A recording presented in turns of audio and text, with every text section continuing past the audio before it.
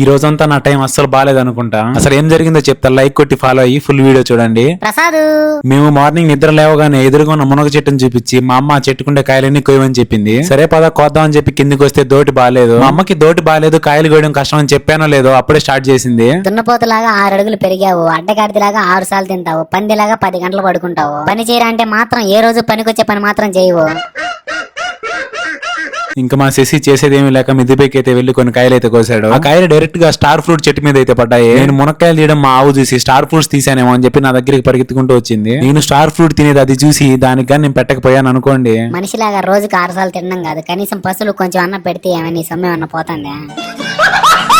ఇలా అనుకుంటూ ఉంటుందని నాకు ముందే తెలుసు, అందుకే దానికోసం కూడా కొన్ని స్టార్ ఫ్రూట్స్ కోసి పెట్టా. శశిని తీసుకొని బయటికి వెళ్ళి బయట కూడా కొన్ని కాయలు ఉంటాయి, అవి కూడా నేను కోసా. నేను కోసిన సగానికి సగం మునక్కాయలు విరిగిపోయినాయి, లేదంటే కొమ్మతో పాటు కూడా వచ్చేసినాయి. వీడియో నచ్చినా నచ్చకపోయినా లైక్ కొట్టి ప్రసాద్ అని కామెంట్ చేసి ఫాలో అయిపోండి. Bye guys.